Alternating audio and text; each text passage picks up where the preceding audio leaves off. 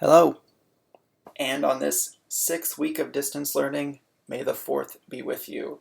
This week we are going to talk about ice cream. I scream, you scream, we all scream for ice cream. Now there are two books you can read this week. One is How to Make Ice Cream, and the other one is How is Ice Cream Made? Now both of these texts are nonfiction. How to Make Ice Cream is more of a DIY, how to make it at home yourself. This one, How is Ice Cream Made? If you click on this link, it will send you to a book on Get Epic. And this will show you the process of how the ice cream you buy in a store or get at a restaurant is made. You can read either one of these. We are primarily going to talk about how to make ice cream. As always, if you click on this link, How to Make Ice Cream, and then we're going to make some ice cream. But first, let's read How to Make Ice Cream. Okay. As our recipe, shake, shake, shake, shake, shake. That was How to Make Ice Cream. Now, we are going to try making ice cream ourselves. All right, let's go make some ice cream.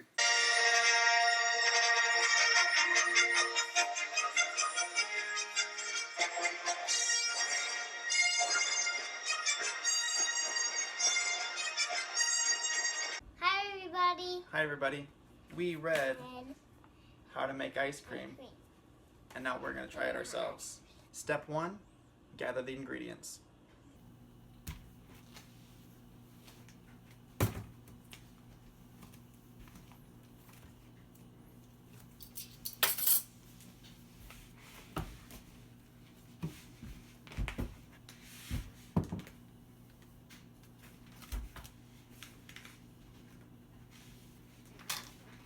Step 2. For this step, we are going to fill this gallon-sized bag with ice cubes. Fill it halfway with ice cubes.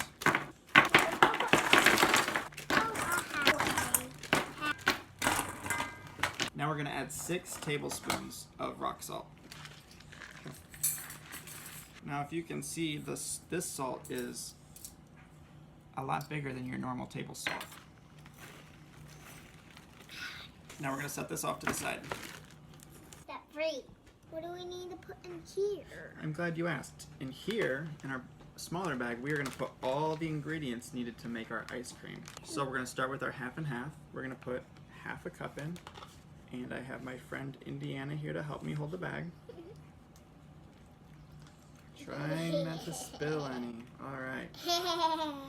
Now, Sugar. into that, we're going to add 1 tablespoon of sugar. And then we're going to add 1/4 teaspoon of vanilla.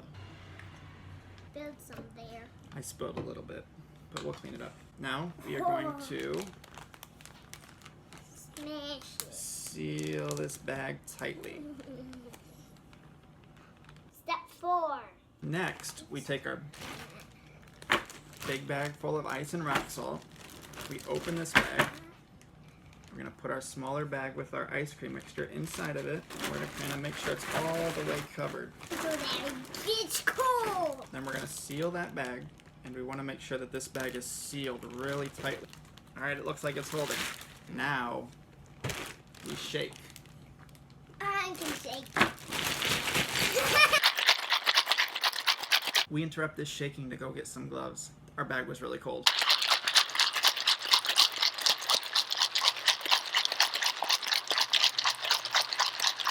Step 5.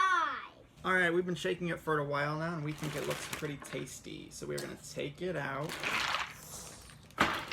I can eat the whole thing. We are going to wipe the bag down so we don't get any of that icy salt mixture in our ice cream. I like chocolate on mine. Ice cream or sprinkles. I don't really like salt water on my ice cream at all. I like sprinkles on mine. Open it up. Oh. You can see it is turned into a solid. I'm going to get my handy dandy ice cream scoop. And I'm going to scoop it into this bowl.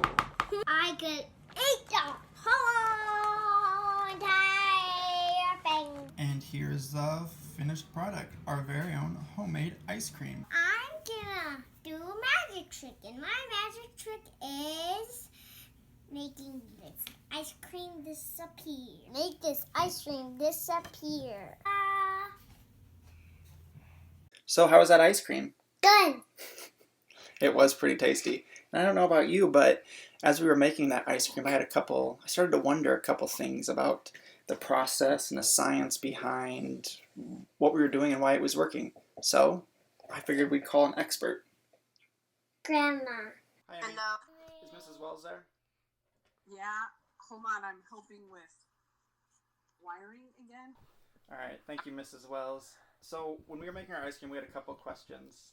One of them was, what type of change is happening in our bag? It's a physical change. You're changing. You have the same substances, but you're changing from a liquid to a solid. Okay. Yeah, that ice cream definitely turned hard, didn't it? Mm-hmm. And why do we have to shake the bag? Couldn't we just let it sit in the cold and have the same thing happen?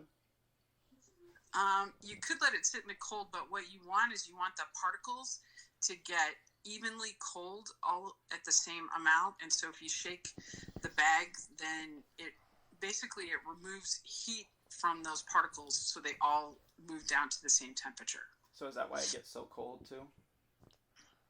Well, it gets so cold because the salt is also dissolving in water, and that's a reaction that happens because it removes energy from something, so it makes it from warm to colder, and so it freezes and gets so cold because you take that energy away and it turns to ice. Just like when you put water in your freezer, it takes energy away. It does the same thing, only it does it with salt and water. Would it have worked with table salt?